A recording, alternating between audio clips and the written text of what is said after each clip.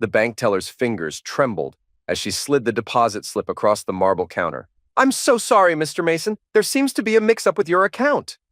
Reed stared at the paper. K.R. Mason. 3 deposits in the last month. Each one for exactly $2,847. He'd never made these deposits. He'd never even seen this much cash at once since his father died 5 years ago. "These aren't mine," he said quietly. "But the signature—" The teller turned her computer screen toward him. Reed's stomach dropped. The signature looked exactly like his own, but the K stood for Kenneth. His brother Simon's middle name was Kenneth.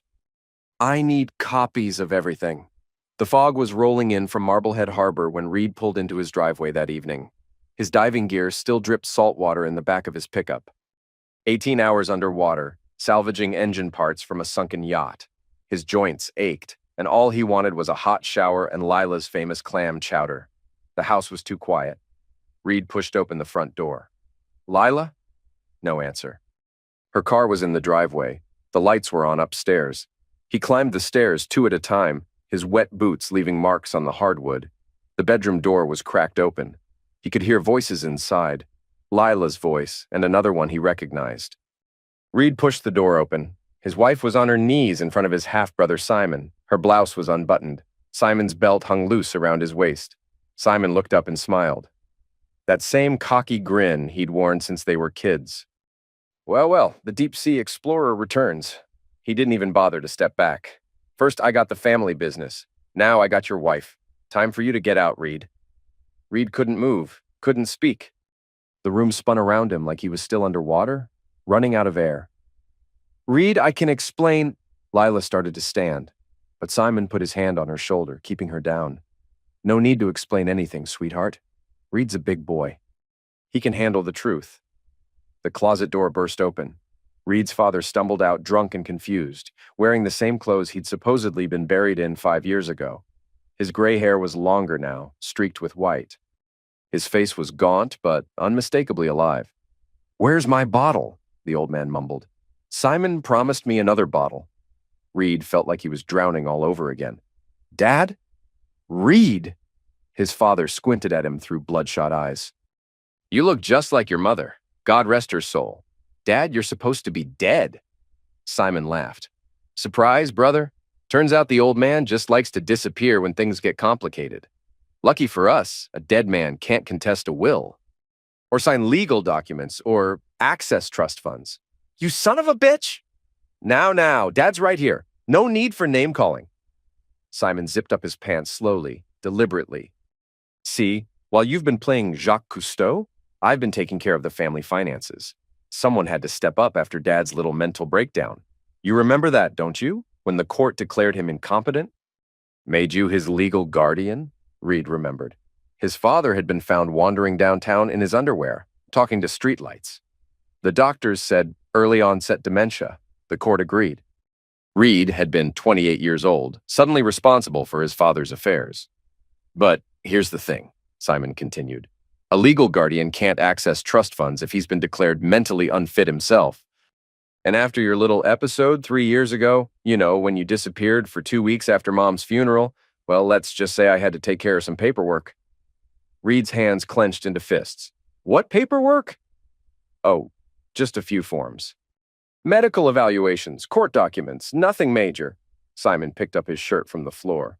"The good news is you don't have to worry about money anymore. I've got everything handled." "Reed, please," Lila said. She was crying now, mascara running down her cheeks. "It's not what you think." "It's exactly what he thinks," Simon said. "And it's been going on for months. Right here in your bed, while you were out playing with fish." Reed felt something break inside his chest. Not his heart. That had stopped working the moment he opened the bedroom door. Something deeper. Something that had been holding him together for 38 years. He looked at his father, swaying in the doorway, looked at his wife, still on her knees, looked at his brother, buttoning his shirt like he owned the place. "Get up, Dad," Reed said quietly. "What? Get up. We're leaving." Simon laughed. "Where are you going to go? You don't have any money. You don't have any friends. Heck, you barely have a business." Reed helped his father to his feet. The old man smelled like cheap whiskey and unwashed clothes. "Come on, Dad, let's go."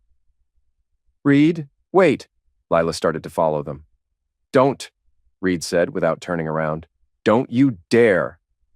He walked his father down the stairs and out to the truck. Simon's voice followed them from the bedroom window. Don't bother coming back, Reed. There's nothing here for you anymore. Reed started the engine and pulled out of the driveway. In the rearview mirror, he could see Lila standing in the doorway, her robe clutched around her body. She looked small and broken, but Reed felt nothing.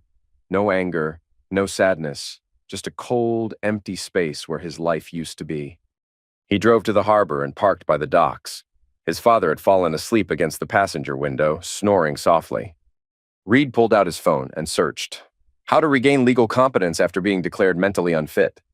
The fog was getting thicker. Soon, he wouldn't be able to see the harbor lights at all. But for the first time in years, Reed knew exactly where he was going. 3 weeks later, Reed sat in Dr. Patricia Vance's office, answering questions he'd answered a dozen times before. The psychiatrist was young, maybe 35, with kind eyes and a no-nonsense attitude. You seem remarkably stable for someone who's been through such trauma, she said, reviewing his file. I've had time to think. Your brother submitted the original competency evaluation. That's unusual. Simon's always been helpful that way. Dr. Vance frowned. The documentation suggests you were found in a dissociative state after your mother's funeral. Wandering, incoherent, unable to care for yourself. I went camping, alone, for 2 weeks. Sometimes people need to be alone. And now? Now I need to take care of my father. She made a note. Where is your father currently? Safe.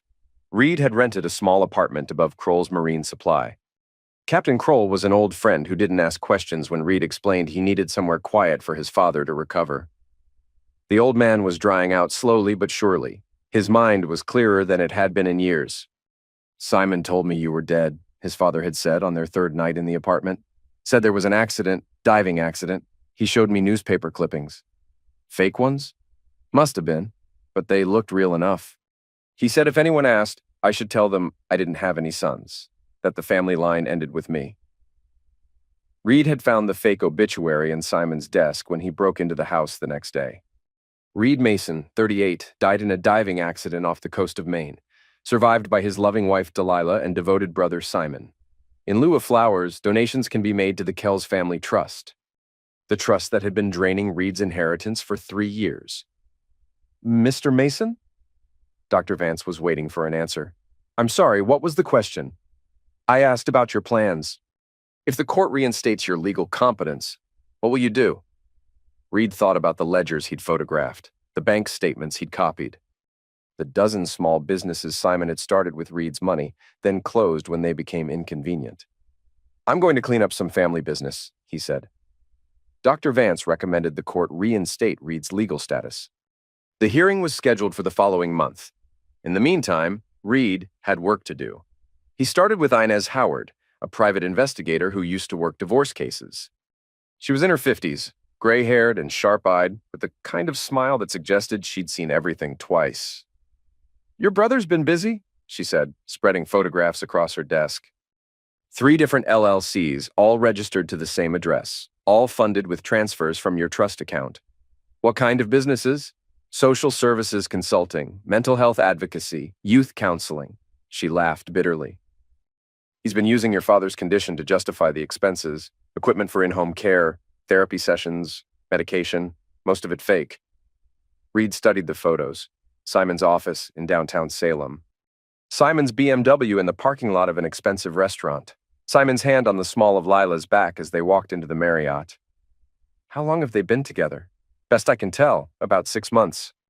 But she's not the only one. Inez slid another photograph across the desk. Simon with a blonde woman Reed didn't recognize. They were kissing in the parking lot of the same restaurant. Who is she? Allegra Morrison, your wife's best friend. Also your brother's backup plan, apparently. Reed felt that cold space in his chest expand. Backup plan? Your wife has money, property, business connections, but Miss Morrison has something more valuable. She's single. If things get complicated with the wife, he's got options. Reed pocketed the photographs. What else do you need from me? Access to your financial records, bank statements, trust documents. Anything that shows the money trail. I'll get them. And Mr. Mason, be careful. Your brother strikes me as the type who doesn't like to lose. That night, Reed broke into his own house for the second time. Lila was at her restaurant. She'd bought it 6 months ago with what she claimed was an inheritance from her grandmother. Reed knew better now. He'd seen the wire transfers from his trust account. The house felt different, smaller, like someone had taken a beautiful painting and hung it crooked, so nothing looked right anymore. Simon's clothes were in the master bedroom closet. His shampoo was in the shower. His coffee mug sat in the sink. Reed found what he was looking for in Lila's jewelry box, a key to a safety deposit box he'd never seen before. Box 247 at First National. He pocketed the key and left everything else exactly as he'd found it.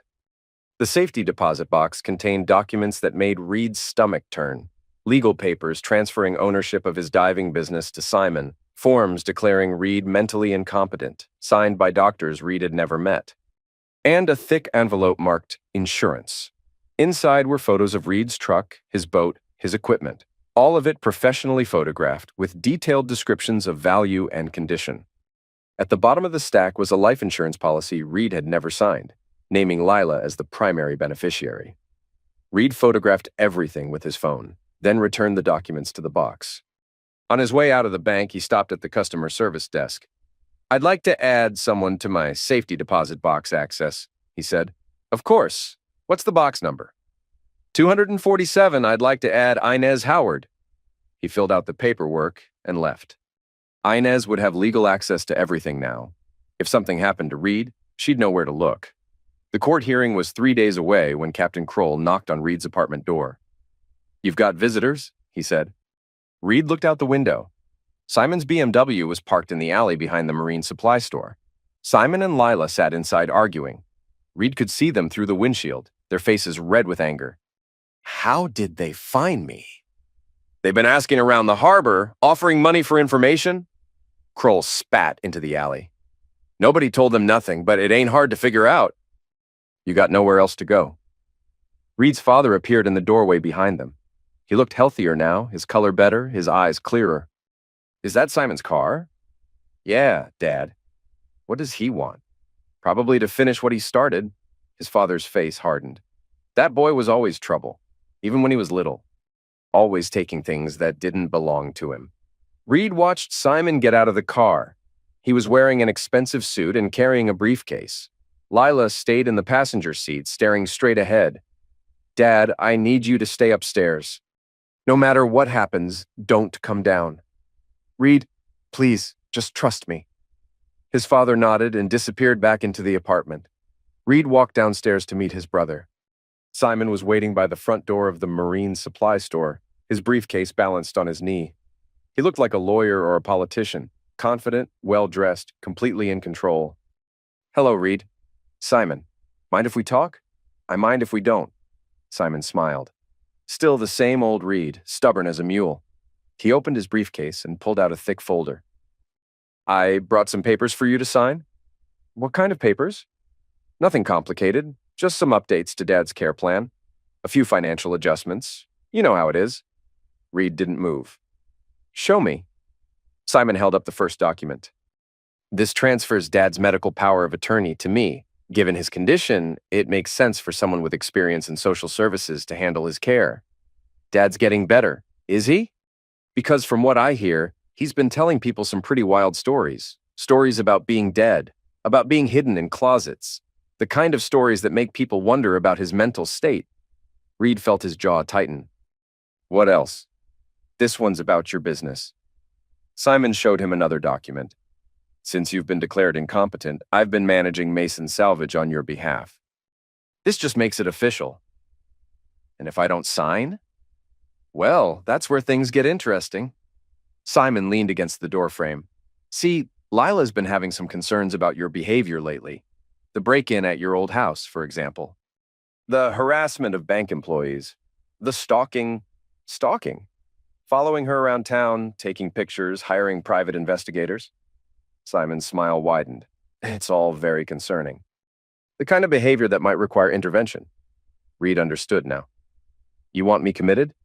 I want you to get the help you need. There's a very nice facility up in New Hampshire. Private, discreet." The kind of place where someone can take all the time they need to recover. And while I'm recovering, you'll take care of everything. That's what family does, Reed. We take care of each other. Reed looked past Simon to the car. Lila was watching them through the windshield, her face pale. She looked scared. What does Lila get out of this? Peace of mind, a chance to move on with her life. Start fresh. With you. With whoever makes her happy.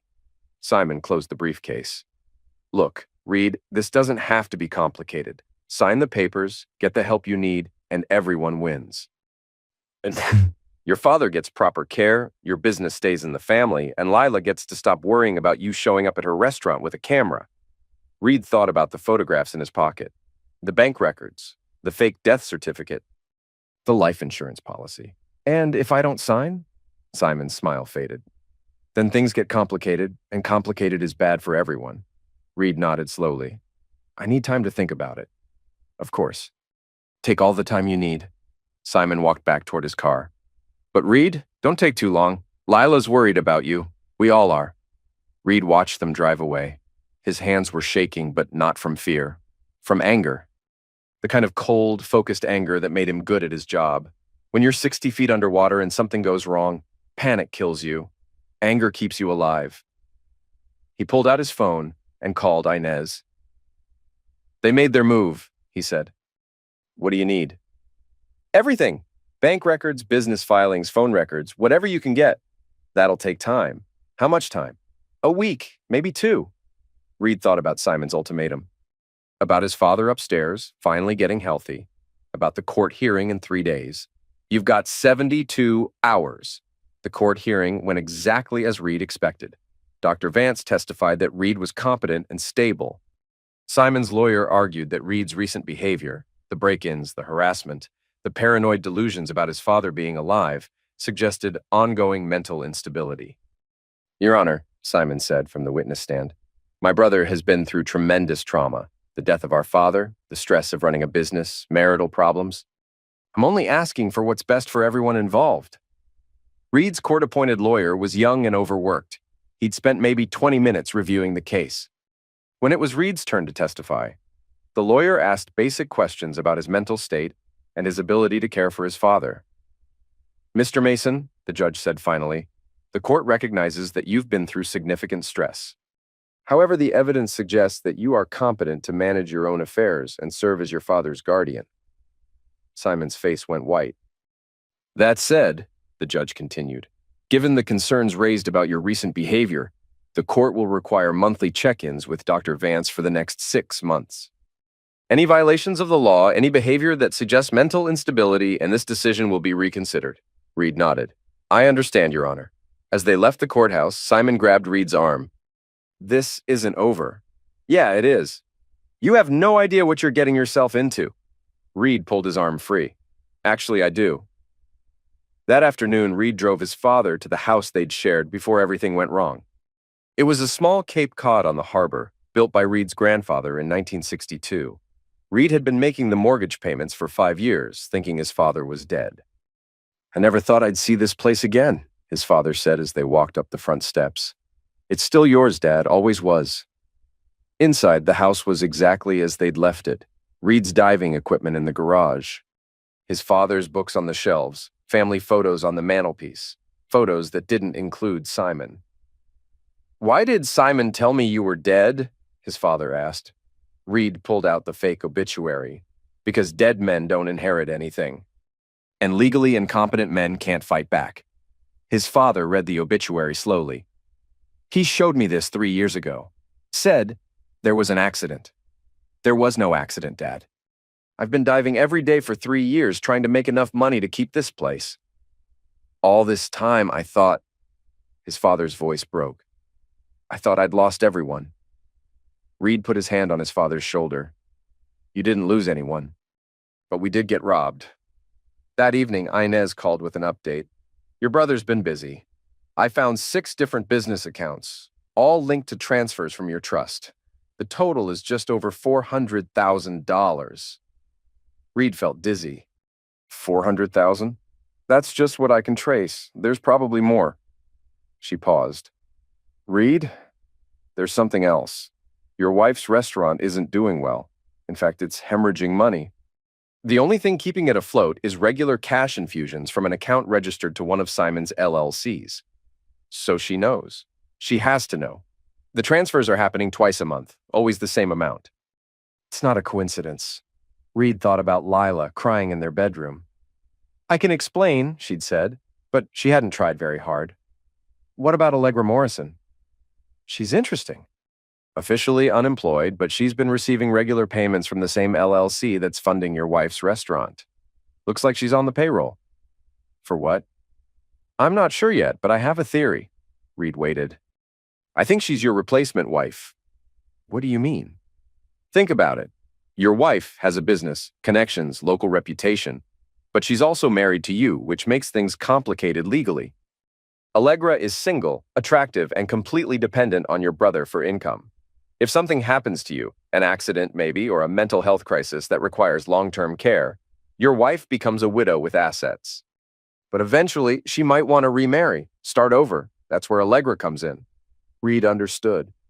Simon keeps them both happy, and he keeps his options open. Exactly.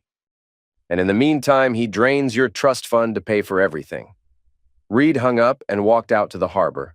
The fog was rolling in again, thick and gray. He could barely see the lights from the boats anchored in the harbor. But he could hear them, the gentle slap of waves against hulls, the creak of ropes and rigging. This was his place, his harbor, his life, and he was going to take it back. The next morning, Reed drove to Simon's office in downtown Salem. The Kells Family Foundation occupied the entire second floor of a converted warehouse, with floor-to-ceiling windows overlooking the harbor. Simon had done well for himself. The receptionist was young and eager, probably an intern from one of the local colleges. Can I help you? I'm here to see Simon Kells. I'm his brother. Her face lit up. Oh, you must be Reed. Simon talks about you all the time. Reed doubted that. Is he in? He's in a meeting, but I can let him know you're here. She picked up the phone, but Reed was already walking toward Simon's office. He could hear voices inside. Simon's voice and a woman's voice he didn't recognize. Reed opened the door without knocking.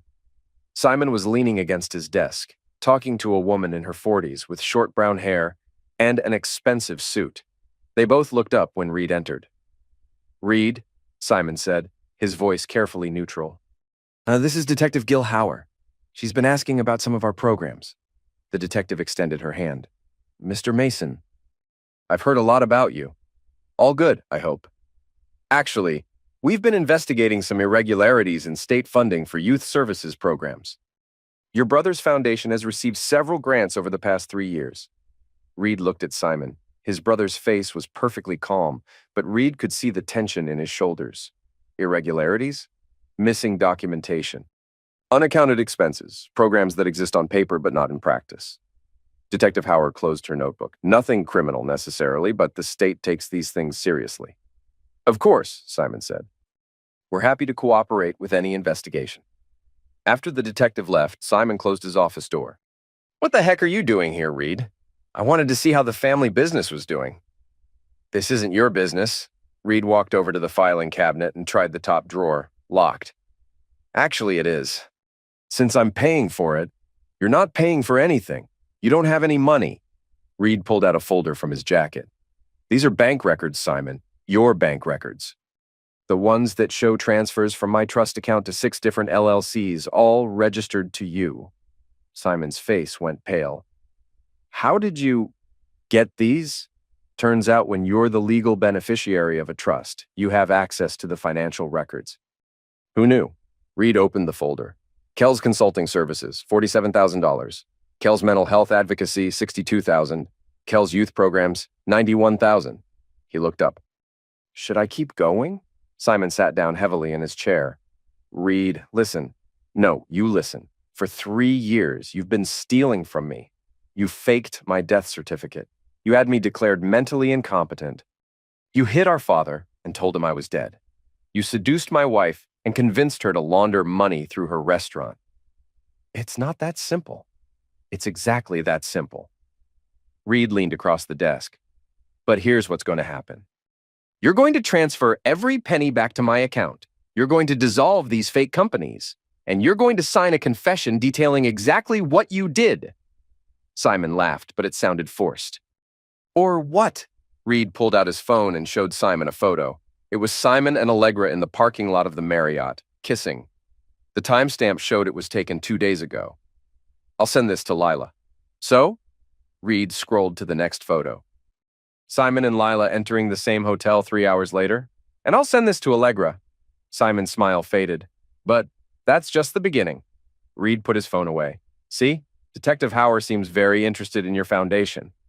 I wonder what she'd think about these bank records, or the fake medical evaluations, or the forged documents transferring ownership of my business. You're bluffing. Am I? Reed stood up. You've got 24 hours, Simon. Transfer the money, sign the confession, or I take everything to the police. Reed walked toward the door, then stopped. Oh, and Simon? Stay away from my father. Stay away from my house. And stay the heck away from me. Reed spent the rest of the day at the harbor working on his boat. The Lady Catherine was a 30-foot salvage vessel he'd bought with his first paycheck as a commercial diver. She wasn't pretty, but she was solid and reliable, unlike some people in his life. Captain Kroll found him there around sunset, rebuilding the engine. Heard you had some excitement today. News travels fast. Your brother came by looking for you. Seemed upset. Reed didn't look up from the engine. What did you tell him? Told him you were probably underwater somewhere doing what you do best. Reed smiled. Thanks, Kroll. Reed, Kroll's voice was serious now. Be careful. That brother of yours has always been trouble, but now he's desperate trouble, and that's worse. Reed nodded. He'd been thinking the same thing. That night, Reed's father cooked dinner for the first time in years. Nothing fancy, just spaghetti and meatballs, but it felt like a celebration. They ate in comfortable silence, watching the sun set over the harbor through the kitchen window. I'm proud of you, his father said finally. For what? For not giving up. For fighting back. Your mother always said you were stronger than you looked. Reed thought about his mother, who died in a car accident when he was 35. She'd never liked Simon much. Always said there was something cold about him, something calculating. Dad, can I ask you something? Sure. When Simon told you I was dead, did you believe him? His father was quiet for a long time. I wanted to believe him, he said finally. Because if you were dead, then I didn't have to explain why I'd been hiding from you for 3 years. Hiding from me? I wasn't sick, Reed. Not the way the doctors said. I was drinking too much, sure, and I was depressed after your mother died. But I wasn't incompetent. Reed put down his fork. Then why? Because Simon convinced me I was. He showed me medical reports, test results, legal documents. He said you were worried about me, that you thought I might hurt myself. He said the only way to protect the family assets was to let him handle everything until I got better. Reed felt that familiar cold anger spreading through his chest. And you believed him. He's very convincing, your brother. Always has been. Even when he was a kid, he could talk his way out of anything. His father's voice was bitter now. I signed the papers because I thought I was protecting you, protecting the family. Dad. But I wasn't sick, Reed. I was just stupid. And now Simon's stolen 3 years of our lives and God knows how much money. Reed reached across the table and squeezed his father's hand. We're going to get it back, Dad. All of it. At 11 o'clock that night, Reed's phone rang. It was Lila. We need to talk, she said. No, we don't. Reed, please. I know how this looks, but it's not what you think. It's exactly what I think. Can I come over, just for an hour? Reed looked out the window. Lila's car was parked across the street. She'd been waiting for him to answer. 5 minutes, he said. She knocked on the door 2 minutes later. Reed opened it, but didn't invite her in. She looked terrible, pale and thin, with dark circles under her eyes. You look like heck, he said. Thanks. That's just what every woman wants to hear. They stood there in awkward silence. Reed could smell her perfume, the same perfume she'd worn on their first date 10 years ago. It made his chest ache. Simon says you're trying to destroy him, she said finally. Simon's right. Reed, he's your brother. No, he's not. Brothers don't steal from each other. They don't fake death certificates. They don't seduce each other's wives. Lila's eyes filled with tears.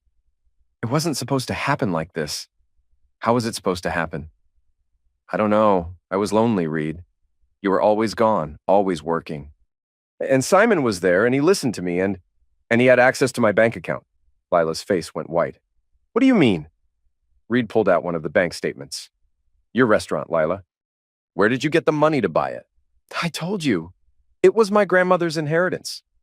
Your grandmother died when you were 12. I was at the funeral. Lila stared at the bank statement. Reed could see her reading the numbers, the dates, the account transfers.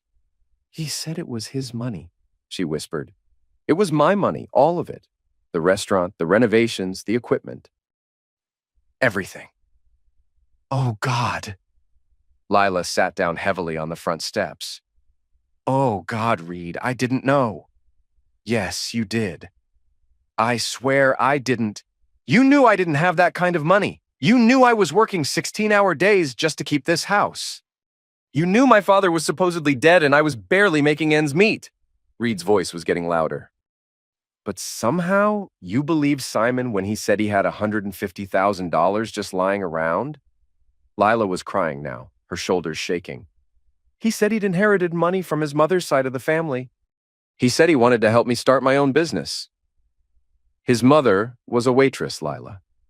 She died broke. I know that now. Reed felt some of his anger drain away. Lila looked broken, defeated, but he couldn't forget what he'd seen in their bedroom. What about Allegra? He asked. Lila looked up sharply. What about her? Simon's sleeping with her too. That's not true. Reed showed her the photographs. Lila stared at them for a long time, her face cycling through disbelief, anger, and finally resignation. Son of a bitch, she whispered. Yeah. They sat in silence for a while. Reed could hear the waves lapping against the dock, the sound that had lulled him to sleep every night of his childhood.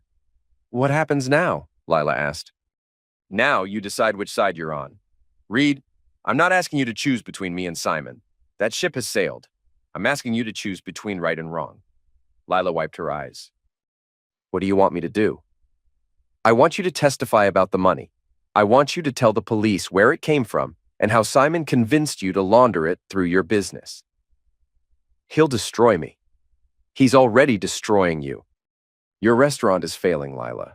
The only thing keeping it open is stolen money. What happens when that dries up? Lila was quiet for a long time. I need to think about it. You've got until tomorrow morning. She stood up slowly. Reed, for what it's worth, I'm sorry. I never meant for any of this to happen. Reed watched her walk back to her car. He wanted to believe her, but trust was a luxury he couldn't afford anymore.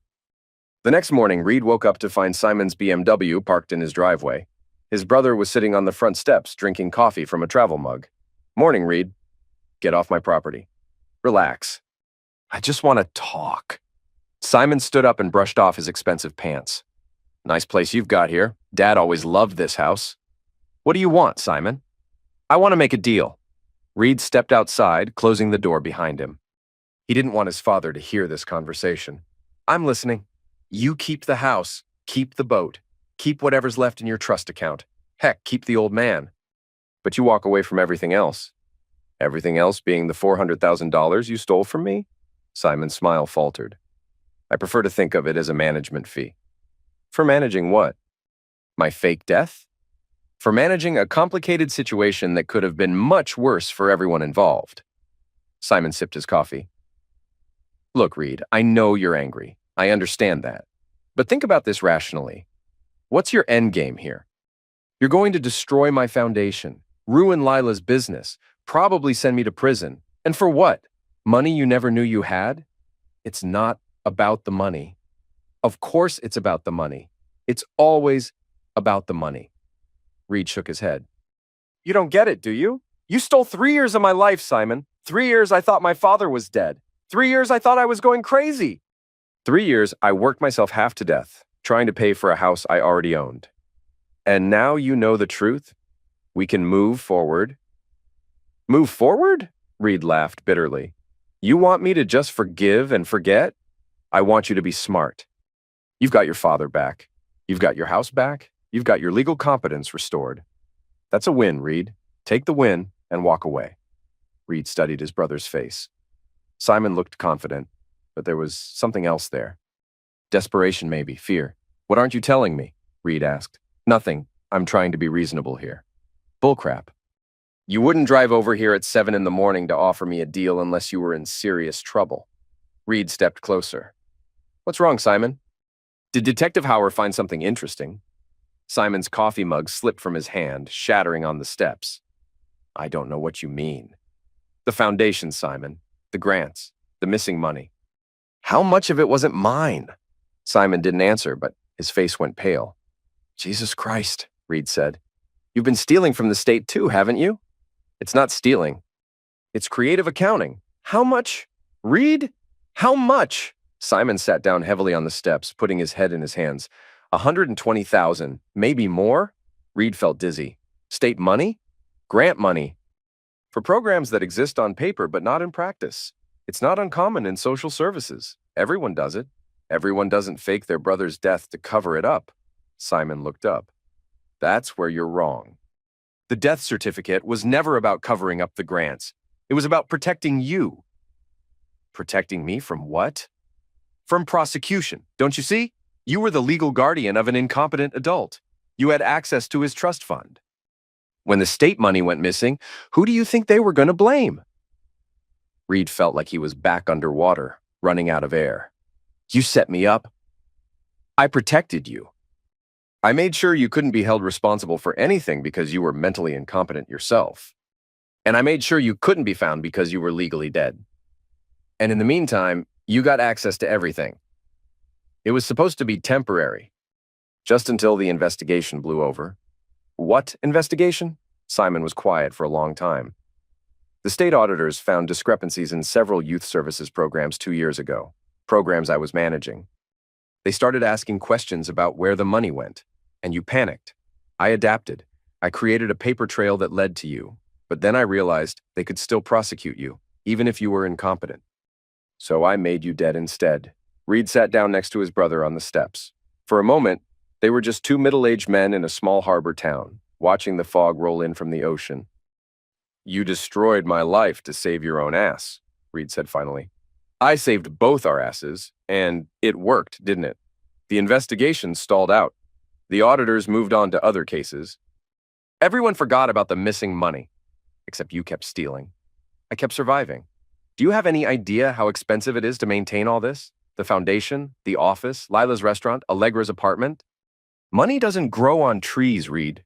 Reed stood up. You're right about one thing, Simon. Money doesn't grow on trees. You have to work for it. Like I've been doing for the past 3 years while you spent mine.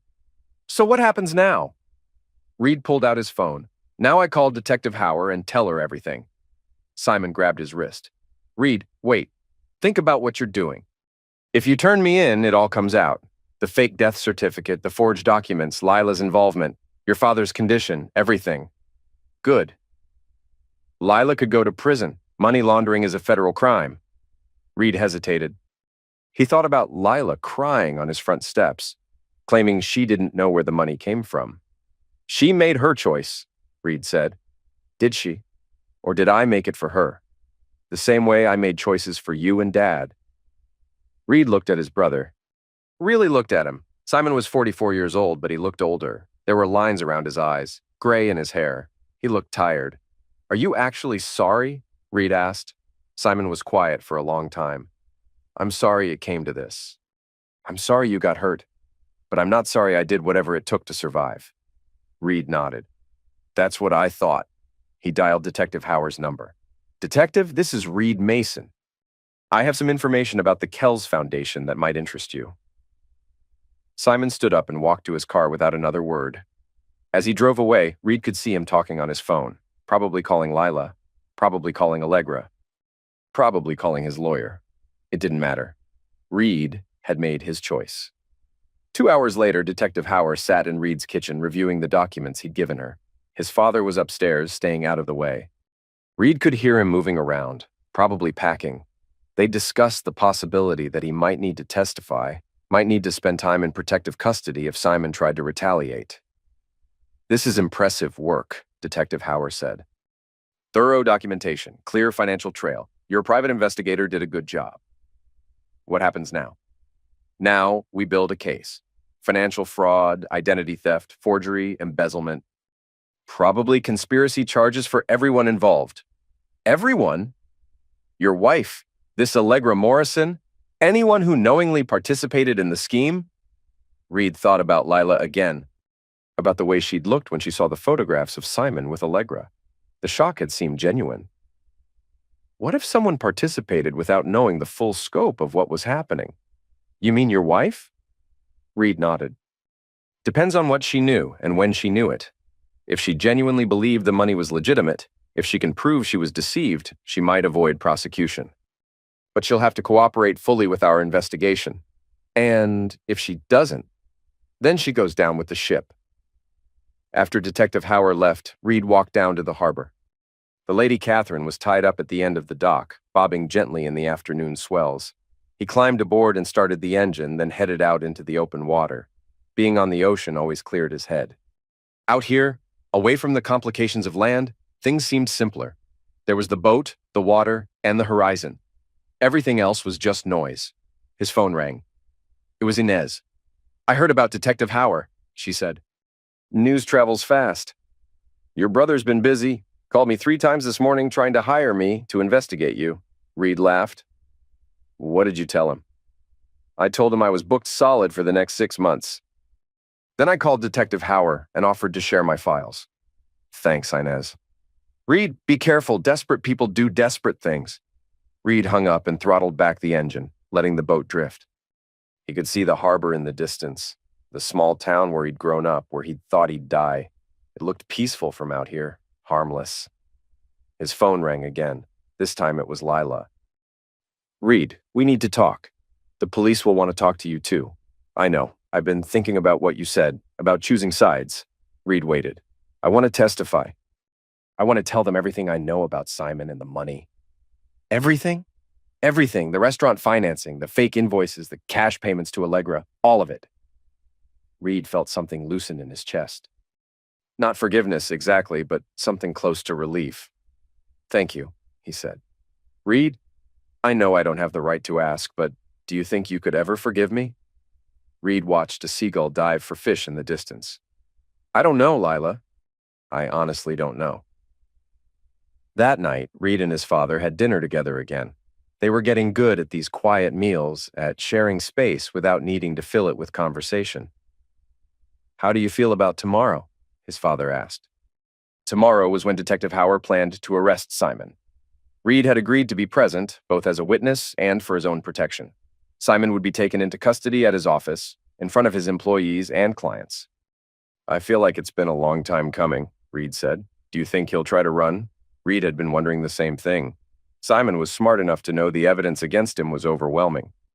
He was also arrogant enough to think he could talk his way out of it. No, Reed said finally. Simon's too proud to run. He'll fight this all the way to the end. And Lila? Lila will be fine. She's cooperating with the police. She'll probably lose the restaurant, but she won't go to prison. His father nodded. I'm proud of you for that. For not letting your anger hurt someone who doesn't deserve it.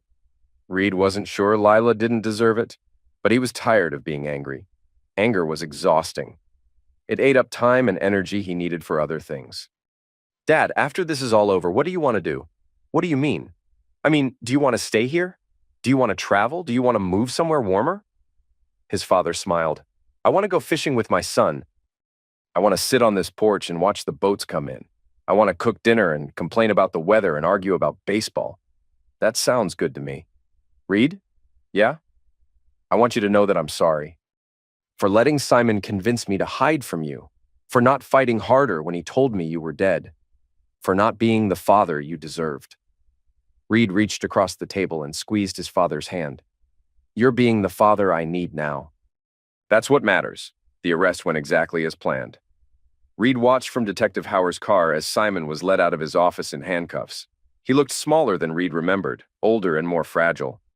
The confident, charismatic man who had seduced his wife and stolen his life was gone, replaced by someone who looked confused and scared. Allegra was arrested at her apartment 2 hours later. Lila surrendered herself at the police station with her lawyer, as agreed. By the end of the day, Simon's entire operation had collapsed. Reed drove home through the harbor district, past the restaurants and shops where he'd grown up. Everything looked the same, but it felt different now, lighter somehow, like a weight he'd been carrying for 3 years had finally been lifted. His father was waiting on the porch when he pulled into the driveway. "How did it go?" the old man asked. "It's over." They sat together on the porch steps, watching the sun set over the harbor. In the distance, Reed could see other fishermen bringing their boats in for the day. Normal people, living normal lives, dealing with normal problems. "What happens to the money?" his father asked. "The state will recover what it can. I'll get back what's left of my trust fund, minus legal fees and restitution." Reed shrugged. "It won't be $400,000, but it'll be enough." "Enough for what?" "Enough to fix up the boat, maybe buy a bigger one. Enough to take care of you. Enough to start over." His father nodded. "Starting over sounds good." 6 months later, Reed was back underwater, 60 feet down in Gloucester Harbor, salvaging parts from a sunken yacht. The work was the same as it had always been, cold, dangerous, and solitary. But it felt different now. It felt like his choice. Simon had been sentenced to 5 years in federal prison. Allegra got 2 years in community service. Lila had avoided prison time by cooperating fully with the investigation, but she'd lost her restaurant and most of her savings. She'd moved to Portland, where she was working as a hostess at a seafood restaurant. Reed surfaced and climbed aboard the Lady Catherine. Captain Kroll was waiting for him with coffee and a progress report. "Found the propeller," Reed said, pulling off his diving mask. "It's in good shape. Should be worth at least $5,000. Not bad for a day's work." Reed toweled off and started the engine. As they headed back to harbor, he could see his father sitting on the porch of their house, reading a book in the afternoon sun. The old man was healthy now, clear-eyed and strong. They had dinner together every night, went fishing every weekend, and argued about baseball every chance they got. It was a good life, a simple life, an honest life. Reed tied up the boat and walked home through the harbor district. The town was the same as it had always been, small, quiet, filled with people who minded their own business and worked hard for what they had. As he climbed the porch steps, his father looked up from his book. "Good day?" the old man asked. "Good day," Reed confirmed. They sat together in comfortable silence, watching the harbor lights flicker on in the gathering dusk. Somewhere in the distance, a boat horn sounded, calling the last stragglers home. Reed thought about Simon, sitting in a prison cell, probably still believing he'd been the victim of some cosmic injustice. He thought about Lila, starting over in a new city, learning to live without other people's money. He thought about all the lies and betrayals and stolen years, and then he stopped thinking about them. He had better things to do with his time. A year later, Reed was expanding his salvage business when he got a letter from the State Attorney General's office. They'd recovered an additional $150,000 from hidden accounts Simon had maintained under false names. After legal fees and administrative costs, Reed would receive $97,000. He deposited the check and bought a second boat. 2 years later, his father died peacefully in his sleep. Reed found him on a Tuesday morning, still holding a book about lighthouse construction. There was a small smile on his face. The funeral was well attended. People from the harbor district, old friends of his father's, fellow divers and fishermen. Even Lila came, driving down from Portland. She looked good, healthy and confident, like someone who'd learned to stand on her own. "I'm sorry for your loss," she said after the service. "Thank you." They stood together by his father's grave, watching the mourners disperse. "Reed, I want you to know that I've been going to therapy, trying to understand how I let myself get so lost." Reed nodded. "That's good. I also want you to know that I think about you, about us, about what we had before everything went wrong." Reed looked at her. She was still beautiful, still the woman he'd fallen in love with 10 years ago. But she felt like a stranger now, someone from a different life. "I hope you're happy, Lila," he said. "I really do." She smiled sadly. "I'm trying to be." After she left, Reed stood alone by his father's grave. The harbor stretched out below them, gray-green water dotted with white sails. It was the view his father had loved, the view that had drawn 3 generations of Mason men to make their living from the sea. Reed thought about legacy, about the things fathers passed to their sons. His father had given him this harbor, this town, this life. But more than that, he'd given him the knowledge that some things were worth fighting for, and the strength to do the fighting when the time came. 3 years later, Reed married Captain Kroll's daughter, Sarah, a marine biologist who understood why he needed to disappear underwater for hours at a time. They bought a house on the other side of the harbor, where they could watch the sunrise over the ocean. 5 years later, Simon was released from prison. He moved to Florida, where he worked as a night security guard at a shopping mall. He sent Reed a letter once, asking for money to help him get back on his feet. Reed threw the letter away without reading it twice. 7 years later, Reed's son was born. They named him Kenneth, after Reed's father. The baby had the Mason dark eyes and stubborn chin. Sarah joked that he'd probably be as impossible to reason with as his father. 10 years later, Reed found himself on the porch of his childhood home, now restored and converted into the headquarters of Mason Marine Salvage. His business employed 6 divers and had contracts with insurance companies up and down the East Coast. Kenneth was 8 years old, already showing an interest in boats and diving. Reed's phone rang. It was Detective Hauer, now retired and working as a private investigator. "I thought you want to know," she said. "Simon Kells died yesterday. Heart attack in a Tampa hospital. He was alone." Reed felt nothing. Not satisfaction, not sadness, not relief. Just the same emptiness he'd felt 3 years ago when he'd walked out of that courtroom for the last time.